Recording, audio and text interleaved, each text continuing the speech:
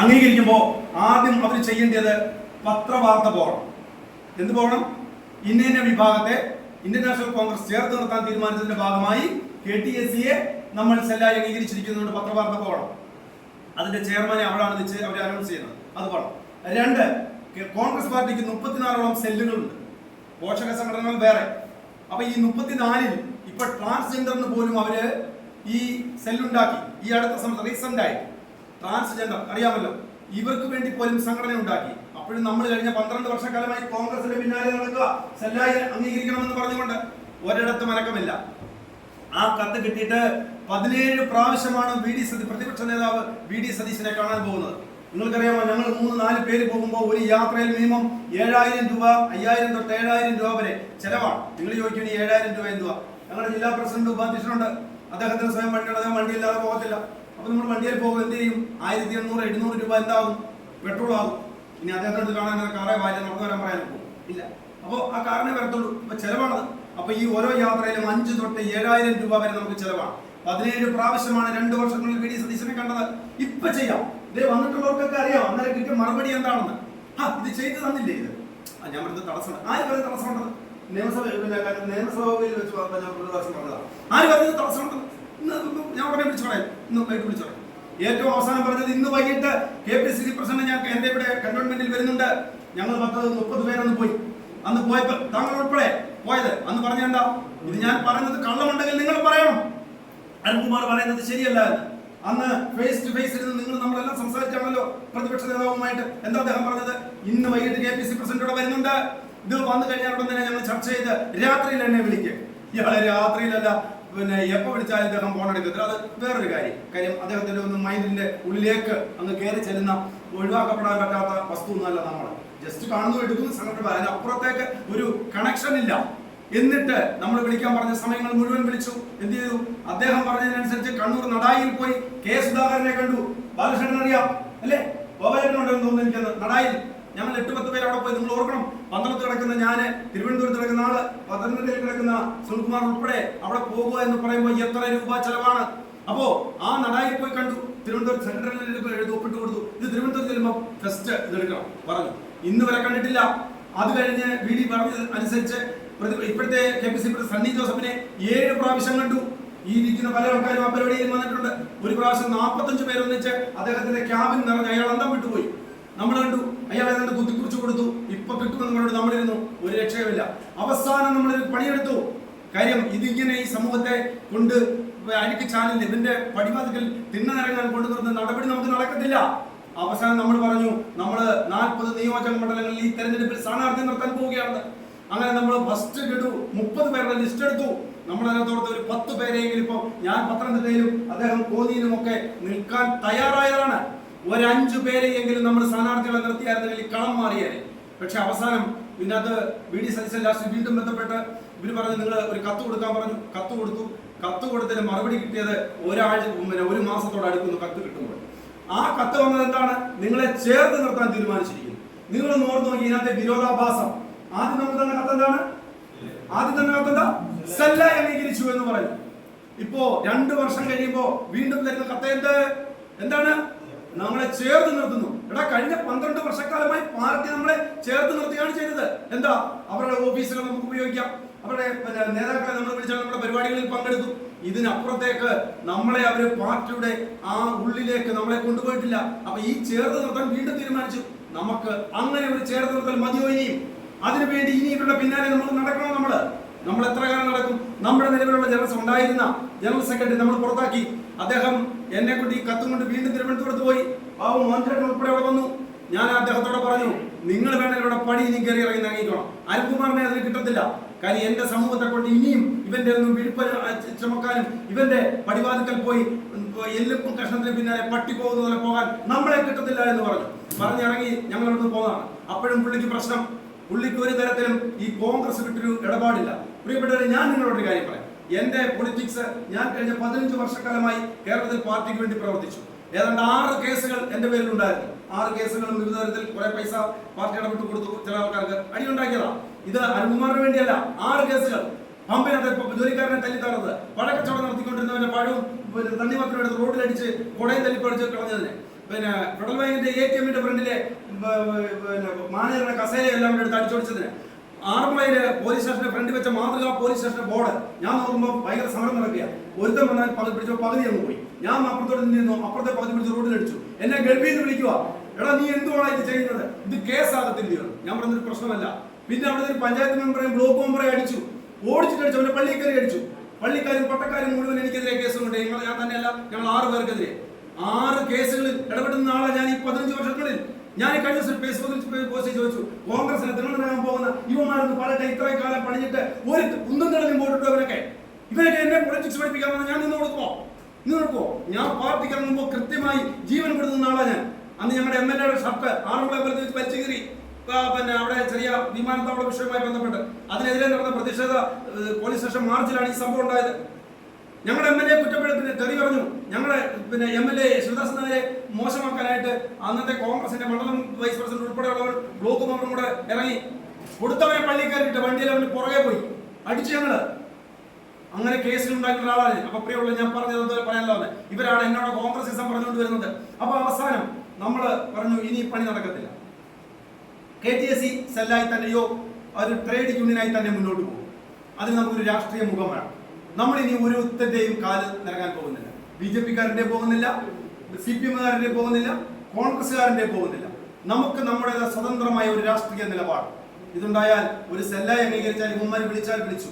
പക്ഷെ ഒരു ഘടകകക്ഷിയായാൽ എന്താകണം? ഏതെങ്കിലും ഒരു മുന്നണിയുടെ ഘടകകക്ഷിയായി നമ്മൾ മാറിയാൽ ഗുണം വല്ല ഉണ്ടോ? സെല്ലാണോ ഗുണം, ഘടകകക്ഷിയാണോ ഗുണം? അതാദ്യം പഠിക്കണം. അതാണ് നമ്മൾ തിരിച്ചറിയണമല്ലോ. ഒരു കേരളത്തിൽ എത്ര മുന്നണിയുണ്ട് ഭരിക്കുന്ന മത്സരത്ത് രംഗത്ത്? എത്ര മുന്നണിയുണ്ട് കേരളത്തിൽ? നിങ്ങൾ സൈനോടെ എനിക്ക് ഉറക്കം വരുന്നുണ്ട് പറഞ്ഞു പറഞ്ഞപ്പോ എന്റെ ഉറക്കം മാറും. എത്ര മുന്നണിയുണ്ട് കേരളത്തിൽ? ഞാൻ ശിവരാമേട്ടനോട് ചോദിച്ചില്ല.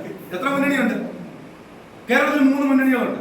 1 ഐക്യജനാധിപത്യ മുന്നണി, 2 ഇടതുപക്ഷ ജനാധിപത്യ മുന്നണി, 3 national democratic front alliance NDA.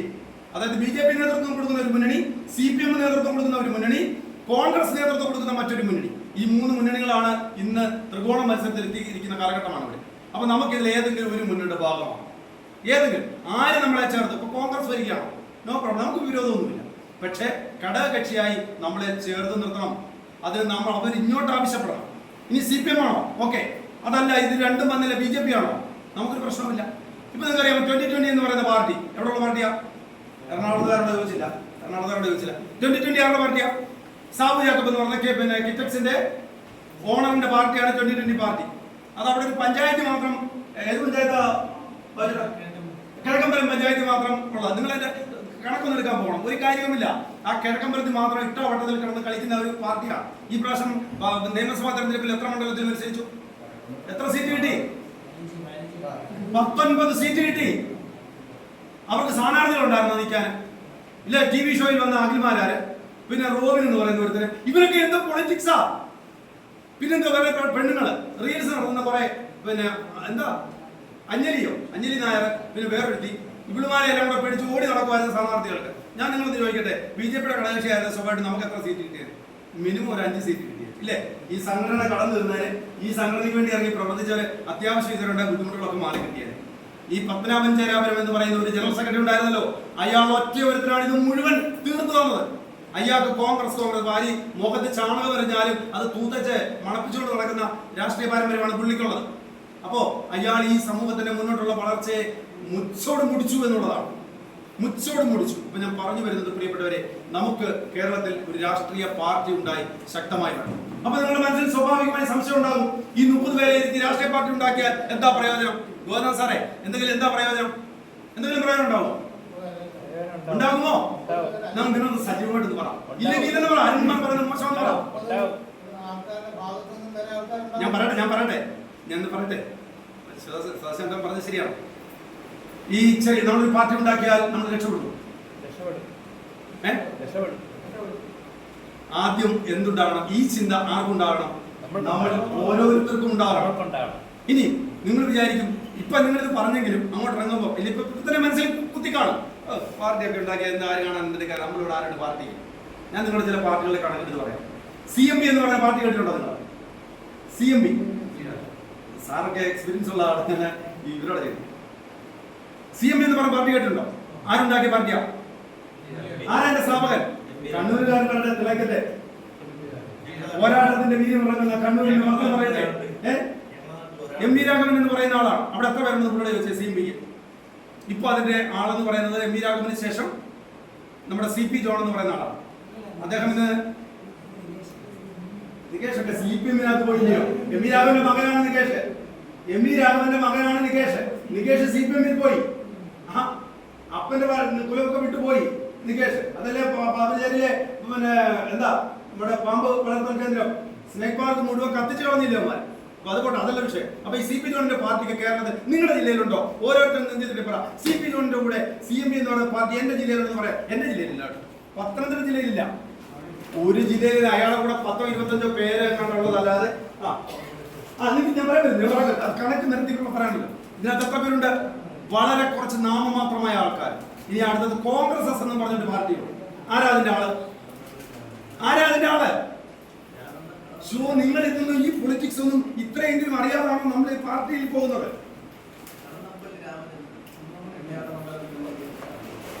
എവിടെയുണ്ട്? ആ കണ്ണൂരിൽ കുറച്ച് പേരുള്ളതല്ലാതെ ഒരാൾ പോലും ഇല്ല. CP ജോൺ ഈ പ്രാവശ്യം നിയമസഭയിൽ മത്സരിക്കും. ഏത് ജില്ലയിൽ? CP ജോൺ തിരുവനന്തപുരത്ത് മത്സരിക്കുന്നു, കരമനയിൽ മത്സരിക്കുന്നു. ആരുടെ ഭാഗമായിട്ട്? UDFന്റെ ഭാഗമായി. കോൺഗ്രസ് എസ് എന്ന് കടന്നപ്പള്ളി രാമചന്ദ്രന്റെ പാർട്ടി കേരളത്തിൽ മത്സരിക്കുന്നു. എവിടെ? കണ്ണൂരിൽ. എത്ര പേരുണ്ട് അദ്ദേഹത്തിന്റെ കൂടെ? 25 പേരുണ്ട് അദ്ദേഹത്തിന്റെ കൂടെ. കേരള കോൺഗ്രസ് ജേക്കബ് എന്ന് പറയുന്ന ഒരു പാർട്ടി എവിടെയുള്ള പാർട്ടി? എവിടെയുള്ള? എറണാകുളംകാർ പറയണ്ട, ബാക്കിയുള്ളത് പറഞ്ഞോട്ടെ. ഇത് ഈ രാഷ്ട്രീയം നിങ്ങളിത് തിരിച്ചറിഞ്ഞെങ്കിൽ മാത്രമേ നമുക്ക് മുന്നോട്ട് പോകാൻ കഴിയുകയുള്ളൂ. എവിടെയുണ്ട് ജേക്കബിന്റെ പാർട്ടി? എറണാകുളം ജില്ലയിൽ പിറവം എന്ന് പറയുന്നത് 10 അച്ചായന്മാരുണ്ട് അവരുടെ കൂടെ. അതെന്താ കാര്യം? TM ജേക്കബ് വിദ്യാഭ്യാസ വകുപ്പ് മന്ത്രിയായിട്ടൊക്കെ ഇരുന്നപ്പോ എന്തൊക്കെ സഹായങ്ങൾ ചെയ്ത് കുറെ പേർക്ക് ജോലിയൊക്കെ കൊടുത്തിട്ടുണ്ട്. അപ്പൊ അവരുടെ കുടുംബത്തിലുള്ള 10-15 പേരുണ്ട്. അവരുടെ സെന്റർ എവിടെയാണ്? പിറവം എന്ന് പറയുന്ന ഒരു നിയോജക മണ്ഡലത്തിൽ മാത്രമാണ്. ഇനി നമ്മുടെ സിനിമാ നടനുണ്ടല്ലോ ഒരാള്, കേരള കോൺഗ്രസ് ബാലക് ബി. എന്താ അദ്ദേഹത്തിന്റെ പേര്? ഗണേഷ് കുമാർ. അദ്ദേഹത്തിന്റെ പാർട്ടി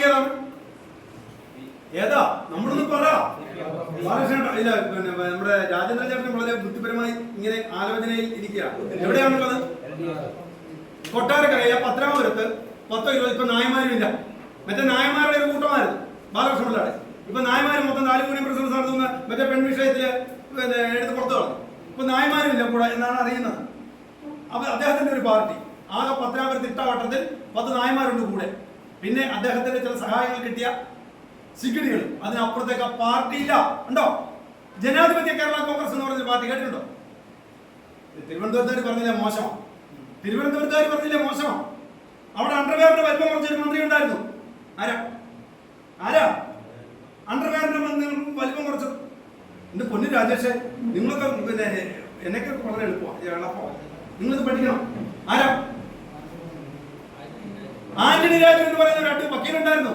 കേസ് പറഞ്ഞു വന്നപ്പോ കേസിനകത്ത് പിന്നെ ഇട്ടിരുന്ന അണ്ടർവെയർ അല്ല, ലാസ്റ്റ് ആശാന അണ്ടർവെയർ തൊണ്ടി മുതൽ അടിച്ചു മാറ്റിയിട്ട് അത് കട്ട് ചെയ്തിട്ട് നീളം കുറച്ച് കോടതിയിൽ വെച്ചു.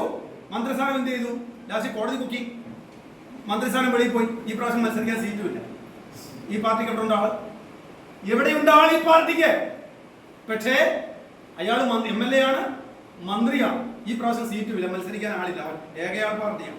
വേറൊരു സെക്കൻഡ് ലീഡർഷിപ്പ് കൊടുക്കാനില്ല. ഉണ്ടോ? ഇല്ല. ഇനിയും എത്ര ചെറുകിട പാർട്ടികളാണ് ഇവിടെ ഉള്ളത്. ജനതാദള് എവിടെയുണ്ട്? ജനതാദള് JDU എവിടെയുള്ളത്? നിങ്ങളൊന്ന് പറ. ഇവന്മാരൊന്നും ഇവിടെയൊന്നുമില്ല. ഇവന്മാരൊക്കെ LDFന്റെയും UDFന്റെയും ഘടകകക്ഷികളാണെന്ന് പറഞ്ഞ് നടക്കുക. അടുത്തത് ഫോർവേഡ് ബ്ലോക്ക് എന്ന് പറഞ്ഞൊരു പാർട്ടിയുണ്ട്, ദേവരാജന്റെ പാർട്ടി. ദേവരാജന്റെ ഫോർവേഡ് ബ്ലോക്ക് എന്നൊരു പാർട്ടി ആരുടെ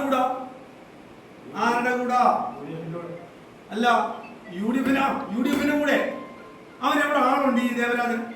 അയാളാണ് സംസ്ഥാന സെക്രട്ടറി, അഖിലേന്ത്യാ സെക്രട്ടറി. അപ്പൊ അവനും എന്താണ് ഈ പ്രാവശ്യം സീറ്റ് കൊടുത്തില്ല. പക്ഷെ 2-3 ബോർഡ് കോർപ്പറേഷൻ കൊടുക്കും. ഒരു കാര്യവുമില്ല. അപ്പൊ ഇങ്ങനെ ഒരു മണ്ഡലത്തിൽ പോലും ജനസഭ 100 പേരെ തികച്ചെടുക്കാനില്ലാത്ത ഇത്തരത്തിലുള്ള പാർട്ടികളാണ് ഇന്ന് ഈ രാജ്യം ഭരിക്കുന്നത്. അവിടെയാണ് ഞാൻ നിങ്ങളുടെ ഒരു ചോദ്യം ചോദിക്കുന്നത്. നമ്മളൊരു പാർട്ടി ഉണ്ടാക്കിയാൽ നമ്മളെ സംബന്ധിച്ച് ഇന്ന് 14 ജില്ലകളിലും നമുക്കിതിൽ ജില്ലാ കമ്മിറ്റി എടുക്കാനുള്ള ആളും അർത്ഥമില്ല. അർത്ഥം നമ്മൾ കണ്ടെത്തണം. അപ്പോ ആളുണ്ട് നമുക്ക്. അപ്പൊ 14 ജില്ലകളിലും പാർട്ടി സംവിധാനമുള്ള ഒരു പാർട്ടി എന്ന് പറയുന്നത്, പ്രവർത്തനമുള്ള ഒരു പാർട്ടി എന്ന് പറയുന്നത് ചില്ലറയാണോ? ഏതെങ്കിലും മുന്നണി പോയാൽ ആണോ? അതിശക്തമായി വിലപേശി കാര്യങ്ങൾ വാങ്ങിച്ചെടുക്കുവാൻ നമുക്ക് തീർച്ചയായും